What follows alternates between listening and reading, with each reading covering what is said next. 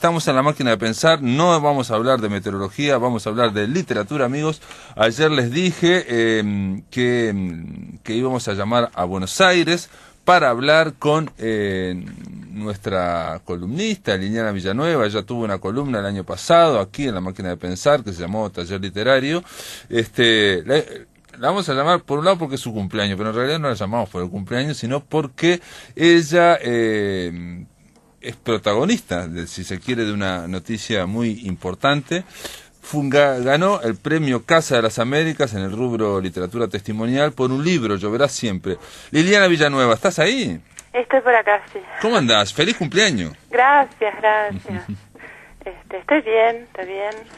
Aquí en Buenos Aires con el calor. Me imagino que sí, ¿no? Un calor y aplastante, Ay, pero igual las mieles del éxito, digamos que refrigeran. Sí, bueno, es muy lindo, la verdad que es una gran alegría. Yo me alegro mucho por María Esther, por las hijas, por la gente que la conoció. Hay reacciones muy lindas, hay gente que me cuenta historias. Uno dice, no era así, yo te lo voy a contar con más detalle. Claro. Va a ser el libro interminable porque lo sigo modificando, ¿no? Ah, lo seguís modificando. María Esther Gilio es una periodista de larga data, fue, digamos, una gran entrevistadora. Lo cuento porque no todo el mundo la conoce. También, a veces, viste que esto de las redes y, en fin, de todo que va variando.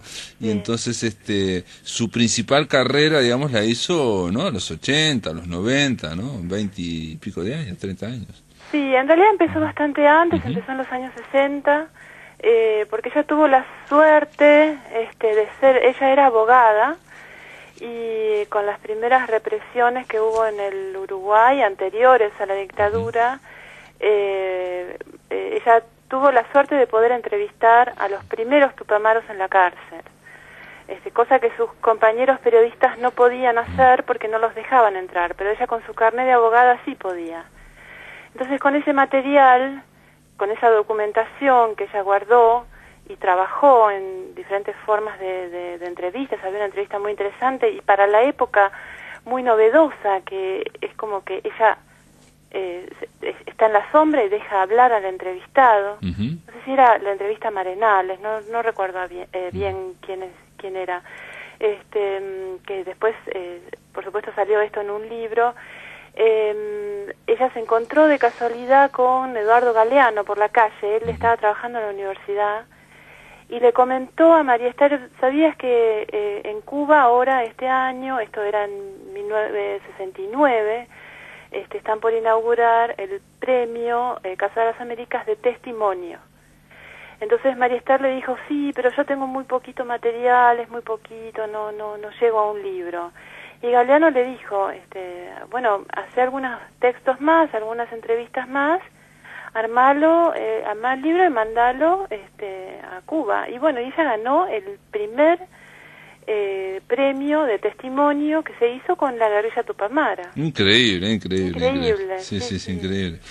Bueno, 1970, ¿no? Sí, en tu libro, que tiene muchas, es muy original, digamos, tiene características inusuales, creo yo, porque es María Esther Gilio la voz narrativa, o sea, la periodista Liliana de Villanueva, si se pudiera hablar en esos términos, desaparece y queda solo la voz de María Esther Gilio contando su vida a lo largo de un incidente que está con vos. Hay un apagón de la UTE, de luz, y entonces están en su casa. Que fue anterior, fue en 2008. Eso también yo lo reconstruí, porque mi idea era... ¿Eso ocurrió?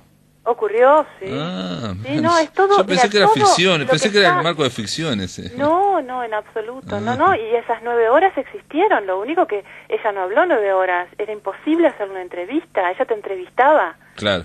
Todo el tiempo, Sí. y ella prefería quedarse en la sombra, ¿no? Y en ese sentido yo no, en absoluto me sentía periodista, o sea, la periodista era ella. Claro. Éramos amigas, o sea, yo tuve la suerte de conocerla en el 2005, fuimos muy amigas, yo en esa época estaba yendo y viniendo de Buenos Aires a Montevideo, y después viví todo un año allá, y claro que a una amiga o a un amigo uno no, por más inteligente e interesante que sea, uno no está escribiendo lo que esa persona dice. Hablaba, no sé la cantidad de horas que hemos hablado, creo que si fuera por eso ya estaríamos en el libro de Guinness, ¿no? por las charlas larguísimas que no, porque digo, porque en ese libro que yo pude leer, leer, todavía no ha sido editado, no sé por qué razón esta semana estuvimos hablando de 2 libros que todavía no han sido editados, ¿no? El lunes sobre un defensor de los derechos humanos en Chile, que va a salir en Chile, y el miércoles sobre este libro que supongo también saldrá en Argentina, se llama Lloverá siempre, ese es su título por lo menos, con el que ganó el premio Casa de las Américas, y lo que surge es la vida de María Esther, cómo ella llega al periodismo casi por casualidad, casi por problemas, digamos, maritales, familiares, en fin, económicos, y sin embargo también aparece lo que es un recorte de una época también, ¿no? Del totalmente, Uruguay, ¿no? Totalmente. O sea, en cuanto al género, el jurado, yo creo que para sintetizar, porque lo entendieron perfectamente, además hay una síntesis adelante en el libro, el jurado en el pequeño texto de prensa que hicieron, puso que era una larga entrevista. Sí, puso eso, sí. Claro, en realidad no es una larga entrevista en el sentido estricto de la palabra, porque yo no la entrevisté a ella. O sea, yo empecé a entrevistarla con la idea de hacer un libro entre las dos en el 2010 recién, cuando ya ella era muy mayor. María Esther murió en agosto, el 27 de agosto de 2011. Y yo noté, como notaron otras personas, notaron las personas de la familia, que estaba muy viejita ya. Sin embargo, estaba muy lúcida, hasta, no sé, casi los últimos 2-3 meses de su vida estaba muy, muy lúcida. Tenía una capacidad de reflexión increíble. Yo creo que es una de las personas más inteligentes que he conocido en mi vida, que aprendí muchísimo de ella. Yo tuve la suerte de... Ella me decía, ¿por qué no me traes tal texto y me lo lees? Textos míos, ¿no? Sí, de sí, talleres, sí. cuentos, los sabía de memoria. Me decía, ¿por qué no cambias esto? Era un taller estar con ella, además que era fabulosa. Entonces, pero para volver al texto, yo lo llamo... es una especie de transgénero literario, porque no es entrevista, no es biografía, no es novela y tampoco es crónica periodística. Es un híbrido que de alguna forma en realidad está hecho para que la comunicación, la información surja y fluya, ¿no? Al lector. Obviamente no es 100% periodístico, digamos, no es 100% crónica, y tiene que ver con ese campo que hay en la actualidad, ¿no? O sea, esto que hiciste vos está dentro de ese campo de tratar de combinar la novela con la ficción, con la crónica con cierta ficción, en fin, ese avance que hay, esa cuestión híbrida que está avanzando, ¿no? No es una cuestión premeditada, no es que yo lo haya escrito de esa manera, de esa forma, porque haya creído que hay que escribirlo. Correcto. No, yo hice otros intentos antes, desde muy temprano, desde 2012, que recuerdo hasta lo trabajé en el taller de Ede, en forma de entrevista. Lo que pasa es que a mí me interesaba, yo quería empezar desde el principio, quería empezar desde su primer recuerdo. Y yo le preguntaba, ¿cuál es tu primer recuerdo? Y ella tenía la imagen del Montevideo de los años 20, no voy a decir la fecha en que nació, y después dijo, no, ese no es el primer recuerdo, pero sí el recuerdo más. Y yo le insistía, y le insistía, y le insistía, y tengo de esas primeras 2 semanas de entrevistas, porque yo iba todos los días, todas las mañanas, y la dejaba hablar, y le hacía muy pocas preguntas, y ella repetía muchas veces esa imagen de los plátanos y de las hojas que caían y del comienzo de la clase, etcétera, y yo iba anotando. Yo no grabé estas charlas, ni siquiera lo llamaría entrevistas. Te pregunto una cosa, el libro anterior que hiciste, que se llama Las clases de Beuart, donde tampoco grababas, sino que ibas anotando en ese taller para luego hacer la voz de Beuart, que son 2 cosas distintas, 2 libros son muy distintos, pero la pregunta es, ¿te sirvió ese libro para pensar en hacer? Yo creo que sí. Te cuento cómo fue la evolución. Yo hice el libro de Eve Pero sin embargo es diferente porque Eve hablaba en función de que había gente que la estaba escuchando, que éramos nosotros los alumnos de taller. También me pregunté, bueno, ¿cómo trabajo esto? Lo trabajo desde la clase de escritura, lo trabajo desde mi voz, voy poniendo... Bueno, es todo un proceso, claro. No es algo premeditado. No, de acuerdo. Entonces, donde uno se va dando permisos también, ¿no? Va probando, esto de ¿no? Sí, hasta que surge lo que muchos autores de ficción cuentan también, surge una voz. Entonces uno es como que quiere escuchar esa voz con la que uno está trabajando, que es la voz del personaje que nos habla y que más tarde hablará al lector si el libro se lee, y esa voz empieza como a tomar posesión de uno. Es algo muy difícil de explicar para quien no escribe. Claro. A mí me ha pasado que después, cuando pasé en limpio las entrevistas, cuando saqué las preguntas, que no eran interesantes mis preguntas en absoluto, que eran más para guiar. Pero esas preguntas, podría ser, vos que sos arquitecta, a ver si te gusta este símil, es ese encofrado que se hace para que después se frague todo y a veces se saca el encofrado, ¿no? O sea, desaparece. Claro, la diferencia es que cuando vos tenés un encofrado, vos tenés un plan previo. Ah, claro. Y al encofrado le pones los fierros, como se llama, en obra habitualmente, y hay como un plan. O sea, se sabe con qué rellenarlo, pedregullo, claro, porla, haces no sé hay una fórmula y hay un cálculo estático, etcétera. Con un libro no. O sea, el libro se va construyendo, eso es cierto, pero sin una idea previa. O sea, a veces es muy difícil de explicar porque es como que la voz se posesiona de uno. Correcto. Y después cuando yo tenía todo el material que yo había juntado por mi parte, que era bastante pero no era suficiente, porque la idea era, y bueno, suena espantosamente pretencioso decirlo, reconstruir el relato de la vida de una persona, sin que esto sea una biografía. Cuando yo empecé a armar había como huecos, había como vacíos. Sí, digamos, no es una biografía. Podría acercarse a una autobiografía, pero sería una autobiografía escrita por otra persona. Por mí, con la voz no sé cómo se ella. llamaría. Perdón, en el fallo quiero decirte algo, quiero leer algo porque me parece que hay una frase que está muy bien. Dice, manejada con originalidad, sin preguntas.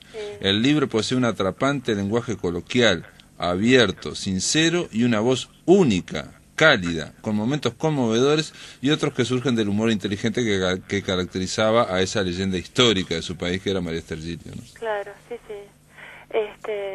Sí, era así, es la voz de... o sea, yo intenté recrear la voz de ella.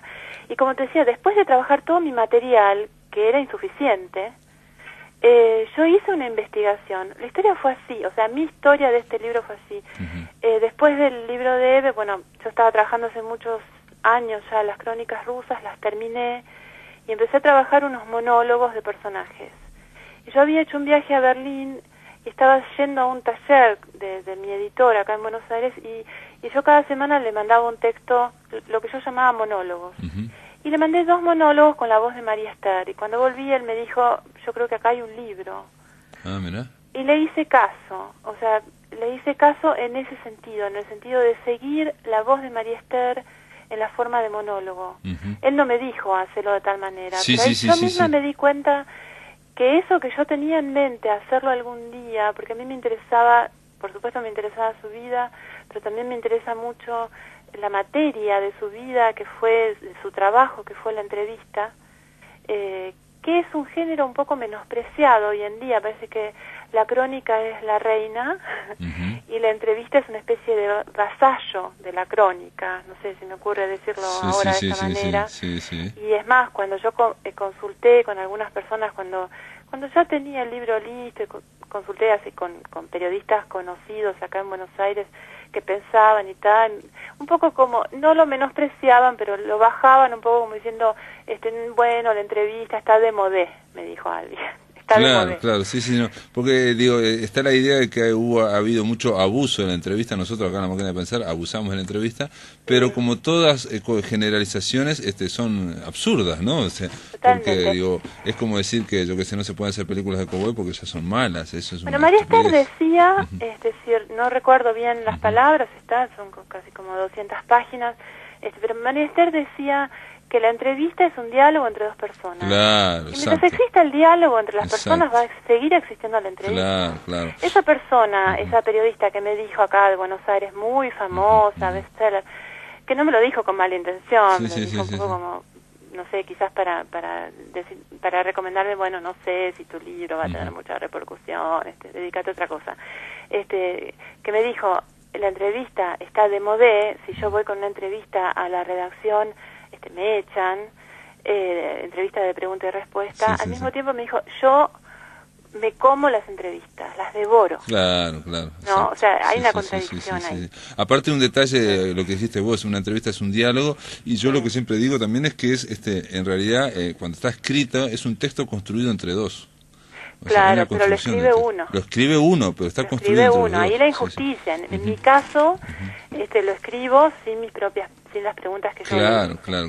Es lo que hace novedoso, digamos, Lloverá Siempre, este libro, digamos, ¿no? Y que puede hacer de tambalear a más de uno. Yo lo comenté, yo te conté que aquí comenté en Uruguay a gente periodista y todo, y digo, mirá, leí un libro que me parece muy bueno, María Esther Chile, y me dice, pero ¿y cómo? Dice, pero ¿y quién habla? Y dice, habla escribe ella, pero habla María Esther. ¿Y cómo hizo? Sí, yo recuerdo que te dijeron nuestra María Esther. Exacto, sí. Sí, porque es de cada uno, eso es lo lindo también. Eso es lo lindo, que cada uno tiene su recuerdo de ella, ¿no? Y creo que habría para escribir varios cientos de páginas más con todas las cosas que me están contando, detalles de la noche en que pusieron la bomba en su casa del buceo, enfrente del puertito del buceo, lo que pasó después cuando fueron a buscar a la policía, los militares. Sí, pregunta, ¿y sabes qué vas a hacer? ¿Lo vas a publicar? Digo, porque hay otro detalle de Liliana Villanueva, que ya el 2017 empezaba muy bien, muy auspicioso, porque van a publicar ahora, creo que en febrero o en marzo, salen tus crónicas rusas, ¿no? En estos días, yo pensé que ya iban a estar listas, en estos días salen, sí. Perfecto. Sí, en estos días salen. ¿Y con este libro? ¿Y con Lloverá Siempre qué va a pasar? Bueno, con Lloverá Siempre lo estoy trabajando porque los cubanos lo quieren imprimir, o sea, lo quieren editar ya. Es raro porque me dijeron cuanto antes lo tengamos mejor, así lo podemos trabajar con calma. Mirá vos. Y pregunta, entonces dentro del premio, ¿en qué consiste el premio? El premio son $3.000, que no es uno de los premios mejor pagos, y me viene muy bien, así le devuelvo una deuda que tengo con una gran amiga aquí. ¿Qué te parece, $3.000? ¿Y? Sí. ¿Y la impresión también? ¿O ellos? Impresión hasta 10.000 ejemplares. O sea, hasta 10.000 ejemplares yo no tengo ningún derecho, que está bien, me encanta que se imprima en Cuba. El tema es que no sé si va a llegar al Río de la Plata. Y todavía tengo que averiguar, es un poquito temprano, pero tengo que averiguar. Sé que es posible una coedición. Y estaba ahí en tratativas con una editora, ahora no sé qué pasó, eso tengo y si que no ver. se edita en Cuba y se editará también acá, en Uruguay se tendría que editar, ¿no? Yo recuerdo, pasaron muchos años, pero con el libro de María Esther, el mismo libro, La guerrilla Tupamara, hubo una edición cubana y después ella lo editó en Ediciones de la Flor. No sé si le dijeron que esperara algunos meses, un año, una cuestión así. Creo que se publicó bastante más rápido. Muy bien. De alguna forma igual estaremos en contacto con Liliana. Bueno, esto es simplemente para felicitarte. Aparte es una alegría. Es un personaje uruguayo, una personalidad uruguaya que había caído un poco, digamos, en la sombra, creo yo, porque bueno, con esta cuestión que estamos todos en la novelería última, y es una mirada que no hablamos en estos 18 minutos, pero es una mirada de María Esther que es con humor también, ¿no? También. Y desdramatizando y también poniendo las cosas en su justa medida, ¿no? O sea, no tiene ese discurso dramático, testimonial, ¿no? Del pachequismo, en fin, toda esa historia, sino al contrario, ella tiene la mirada desmistificadora que está en el libro, está muy buena, esa mirada es necesaria. Mucha frescura, ella tenía mucha frescura, Eso es importantísimo. Entonces, por un lado, felicitaciones, una alegría para nosotros también. Sí, yo me alegro por María Esther y bueno, y por la gente que la quiso, que la quiere mucho y bueno, que no se pierda el recuerdo de ella, porque además tiene una gran obra, ¿no? una gran obra publicada, más o menos publicada, con libros que no se consiguen. Sí, en su momento incluso se decía que tenía algunas cosas inéditas. Sin duda que María Esther tiene cosas publicadas en revistas tiene muy poco inédito. Que no salió nunca en libro, digo, ¿no? O sea, que sí, salió. Hay un texto, sí, claro, sí, no. Yo me acuerdo cuando iba a su apartamento y tenía cajas y cajas de entrevistas, algunas magníficas que no, claro que todo eso no estaba publicado.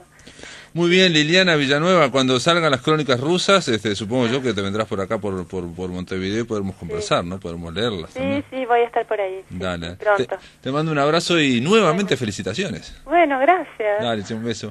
Adiós. En el aire de Radio Uruguay, La Máquina de Pensar. Estamos aquí en La Máquina de Pensar.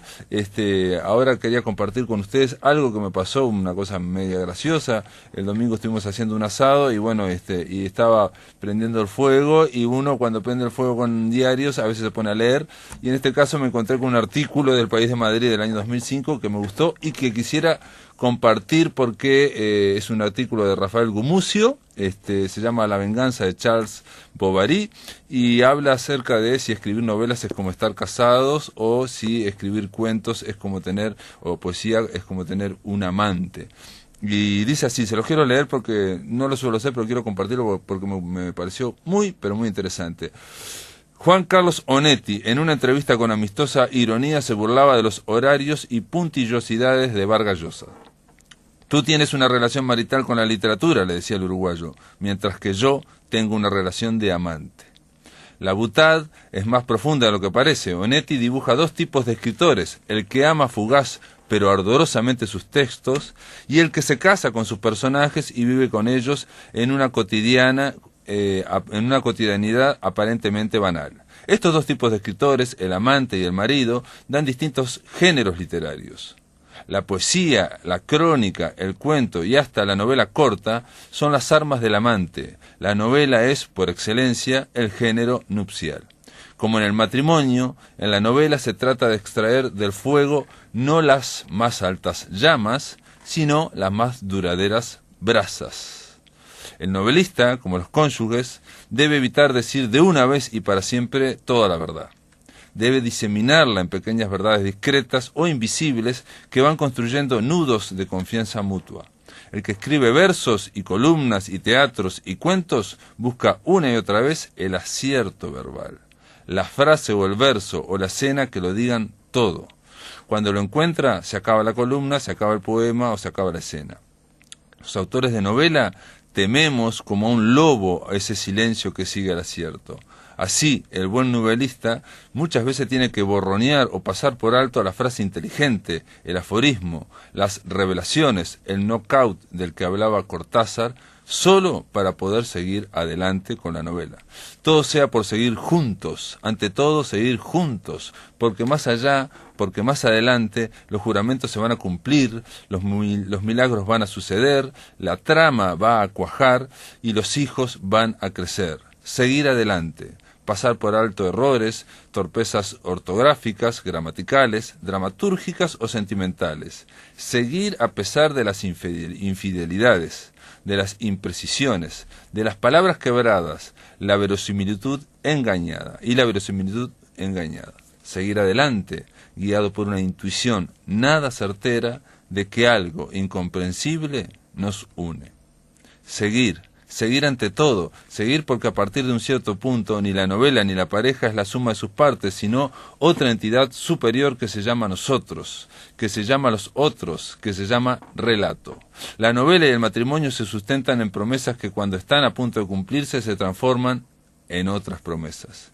Ejercicio de secreta humildad. El amante, el poeta o el columnista no necesita del otro. Se enamora solo, él solo, y mide su amor por los delirios y las acrobacias que le obligan a ser a él y solo a él. La poesía, el periodismo o la pasión amorosa se completan en sí mismos, mientras que el amor conyugal, como la escritura del novelista, es esencialmente incompleto, porque debe dejar tiempo al otro que lo complete. Nace del yo, pero viaja siempre hacia el otro. El matrimonio, como la novela, supone supone el dejar que tu vida, tu escritura y tus sentimientos ya no sean del todo tuyos. Dejar tiempo y pide paciencia y lugar para que la amada, la esposa, el esposo y los personajes digan no solo las frases que esperabas que dijeran, sino otras inesperadas que pueden cambiarlo todo.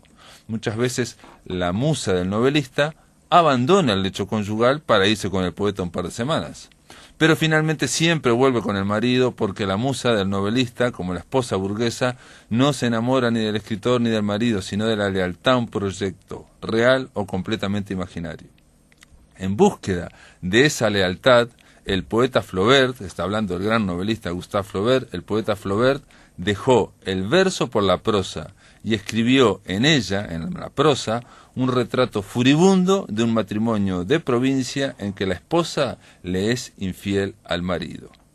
En vez de decir de Madame Bovary, ¿no?, de la novela que escribió Flaubert, en vez de decir Madame Bovary c'est moi, ¿no?, o Madame Bovary soy yo, Flaubert debió decir Le Bovary c'est moi, porque tarde o temprano todos los novelistas somos como Charles Bovary.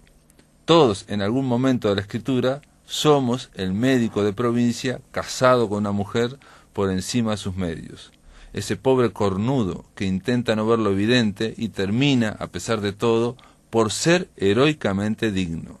Al igual que el engañado marido, al novelista le toca el ingrato papel de ser testigo de las huidas de sus personajes. Se venga de ellas sobreviviéndola, siendo así guardián de su memoria, fiel cuando ella ya no puede verlo. Las novelas terminan siempre por convertirse en la venganza de Charles Bovary. Muerta la heroína, ¿no?, como murió Emma, arrepentido el amante, solo la novela le restituye al humillado una voz con la que contar la historia. Pero es otra novela que empieza cuando se ha cerrado la de Flaubert. Esa es también la magia de la novela. Este es un artículo, amigos, que salió en el año 2005, el 13 de agosto, hace muchísimos años, y está escrito por Rafael Gumucio. Amigos, ahora vamos a oír aquí en La Máquina de Pensar la última ponencia del encuentro Borges, una geografía imaginaria, realizado en Fray Bentos en noviembre. Bueno, yo voy a leer una ponencia que es obviamente como un lector de Borges, y comienza con un epígrafe, le puse. Creo que no se ha hablado en este encuentro que las extensas entrevistas que dio Borges, que fueron muchísimas, a veces en algunas frases tenía frases geniales y que realmente estaba hablando, pero eran prácticamente poesía.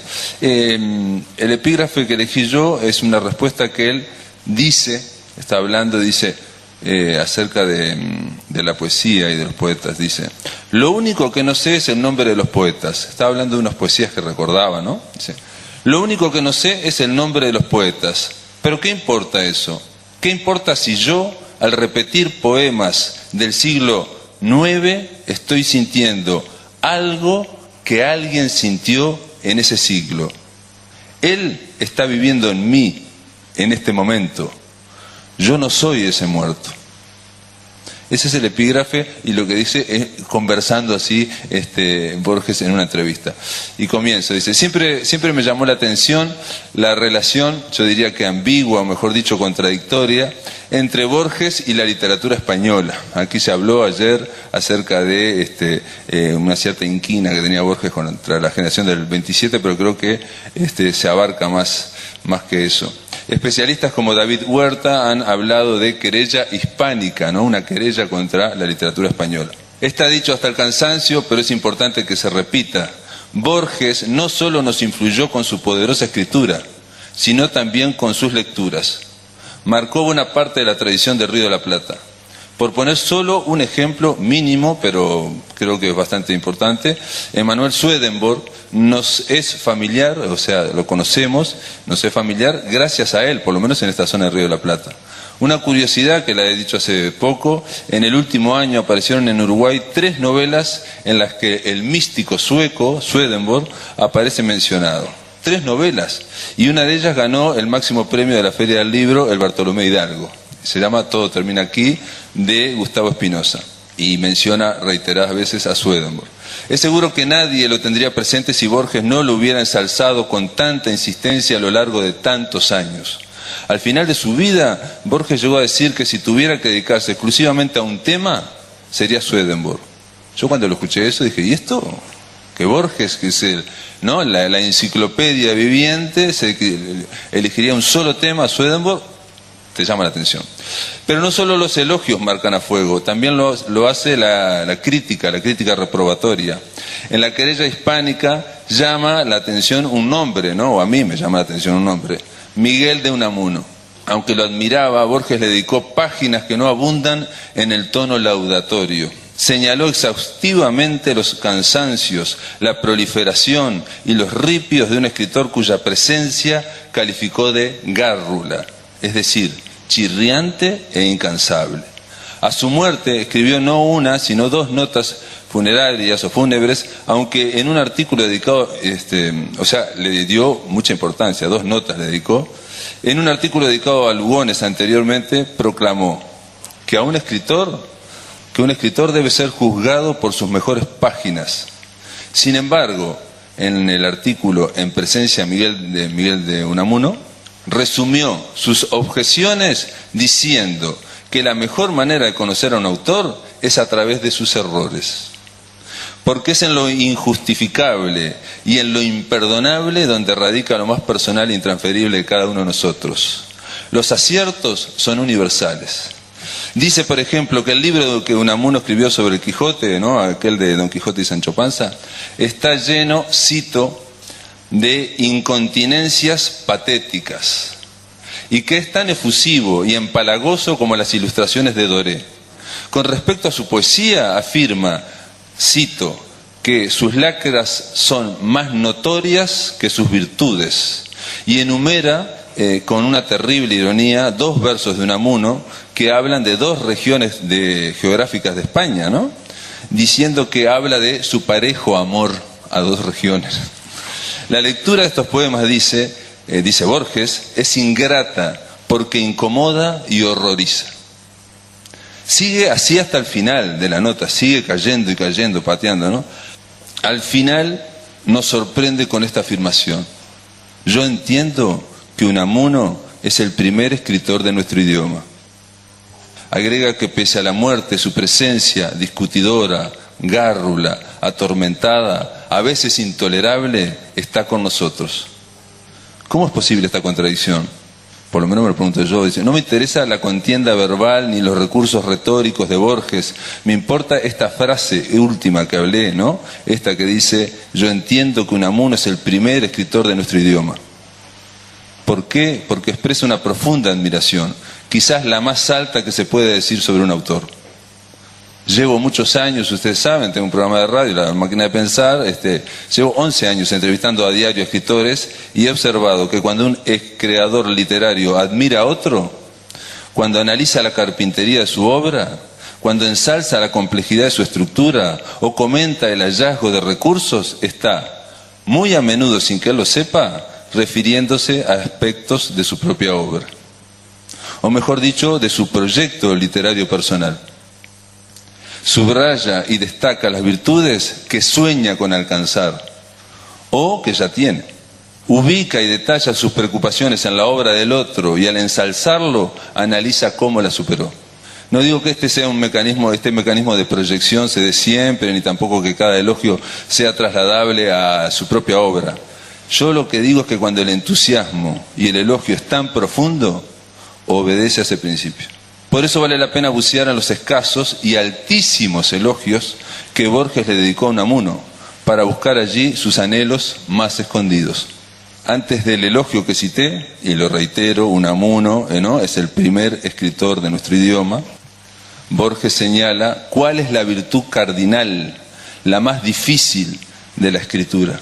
Dice textualmente, cito, Macaulay en alguno de sus estudios se maravilla de que las imaginaciones de un hombre lleguen a ser los íntimos recuerdos de miles de otros.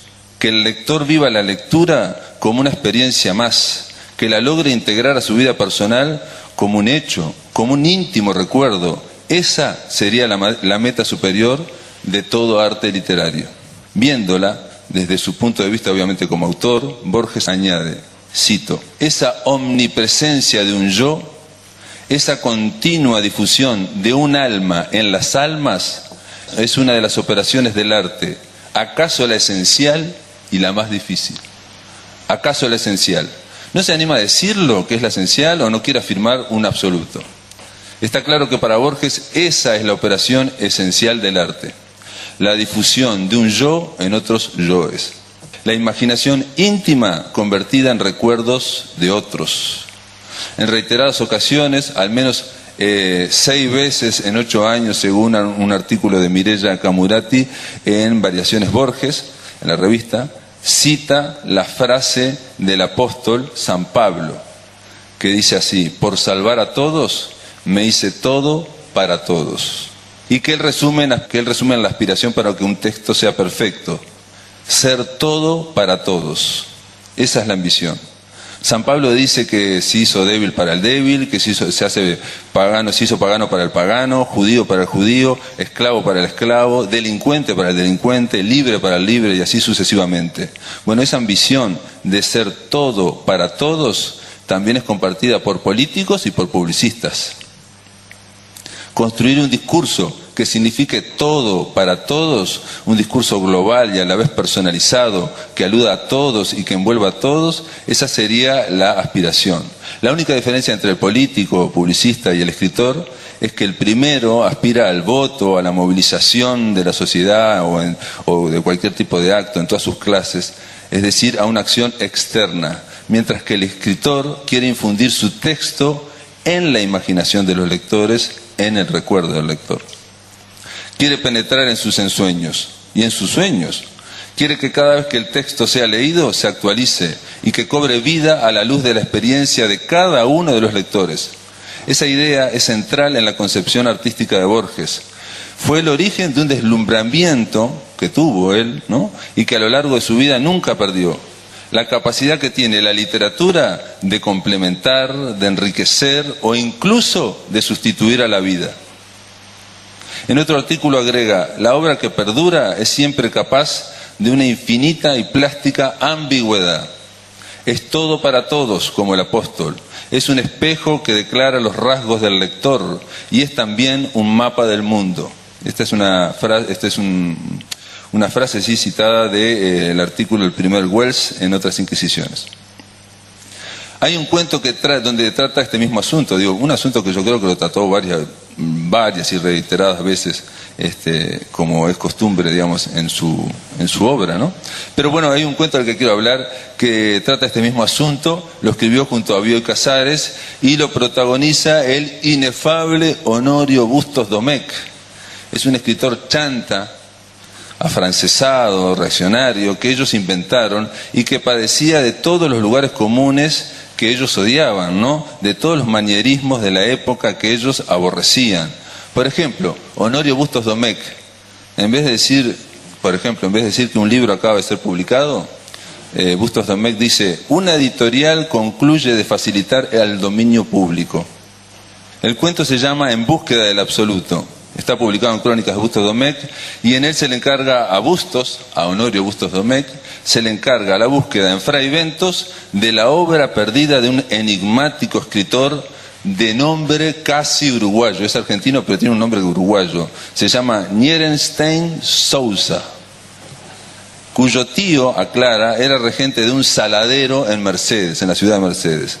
Nierenstein se había retirado, se había ido de Buenos Aires y se había retirado a estas tierras donde estamos ahora, bajo esta lluvia y esta tormenta, para, cito, la escrupulosa redacción de una obra capital cuyos manuscritos se han extraviado y cuyo nombre mismo se ignora.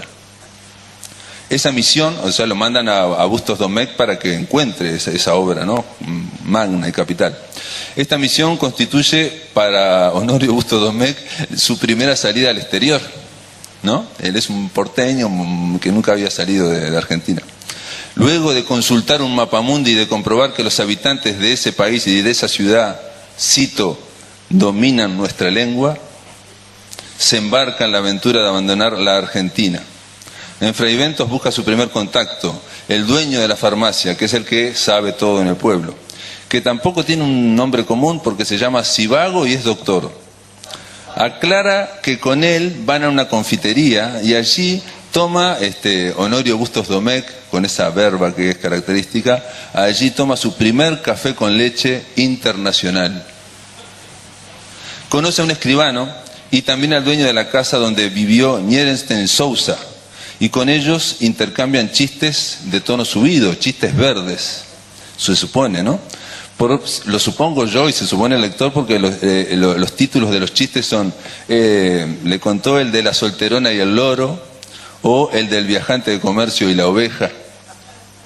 Allí encuentra otras obras escritas en esa casa, ¿no?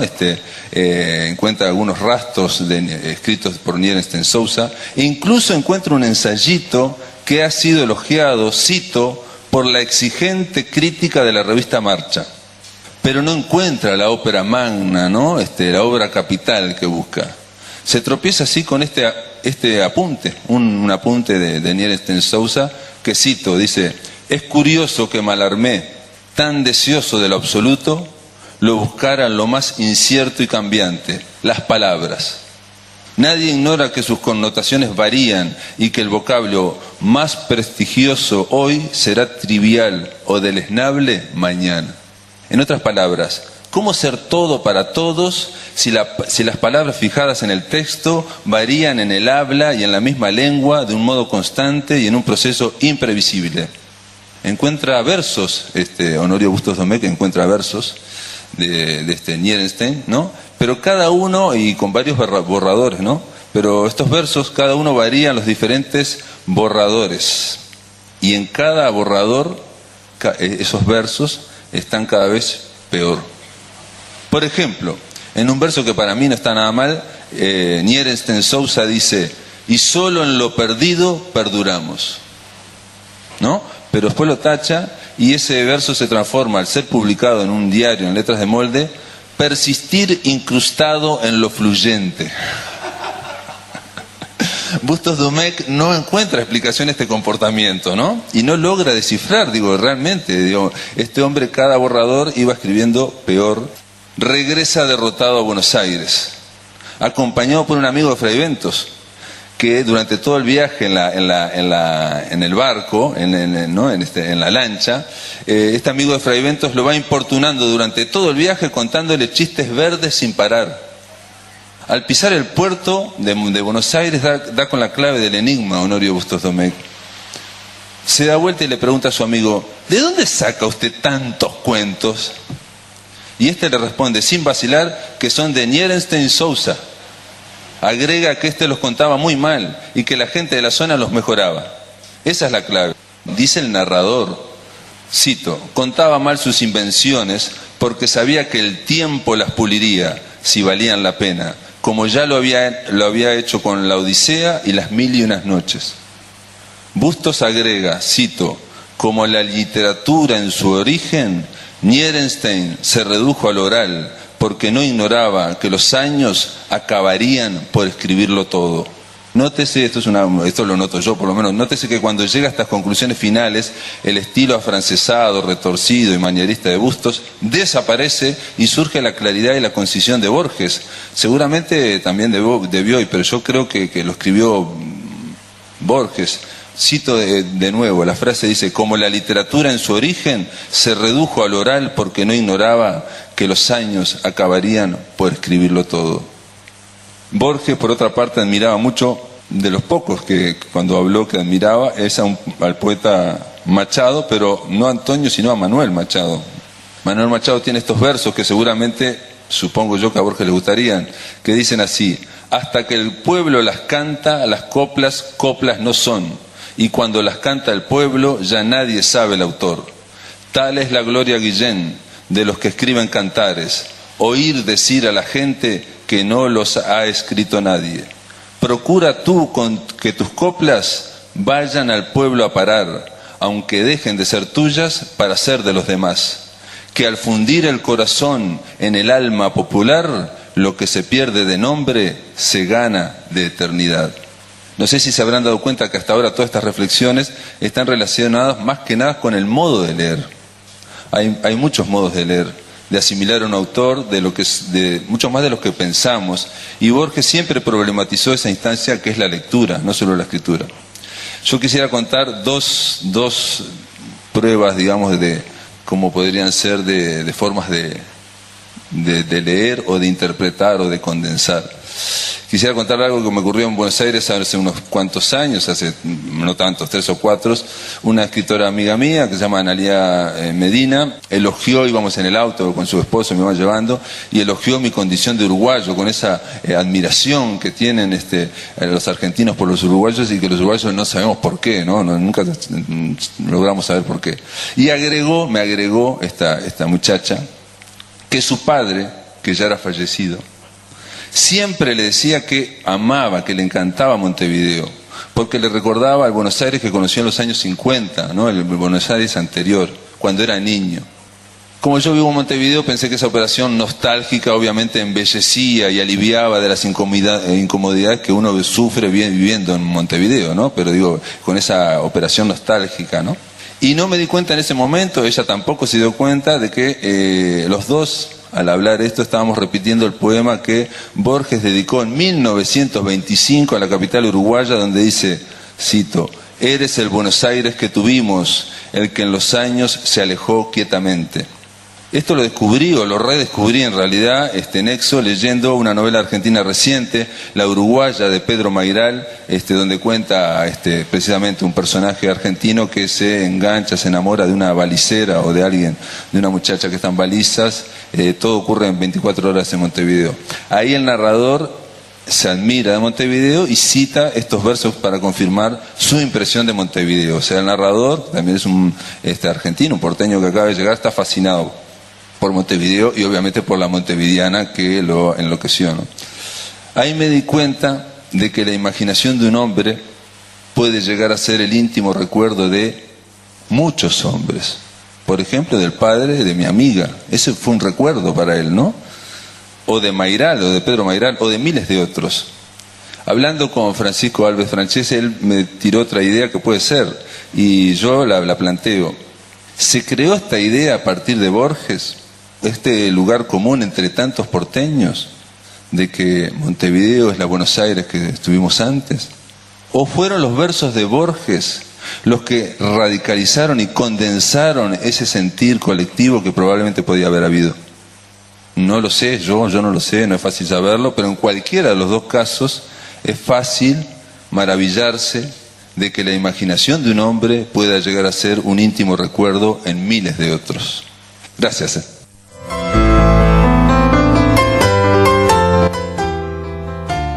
Amigos, se terminó La Máquina de Pensar. Obviamente estamos escuchando la ponencia que leí en el encuentro Borges en Fragmentos. Yo creo que hemos pasado todas a esta era la última. Espero que les haya gustado, interesado o les haya servido para algo. La Máquina de Pensar se termina ahora, amigos. Viene Visión Nocturna. Mañana vamos a recibir a 2 escritores argentinos. Me refiero al escritor y editor Ariel Bermani y a la editora y también escritora Gabriela Lucy, Gaby Lucy, que es editora del sello Paisanita Editora. Vamos a estar hablando con ellos dos mañana en La Máquina de Pensar sobre la literatura argentina y otras yerbas. Esto es todo, amigos, que lo pasen muy bien.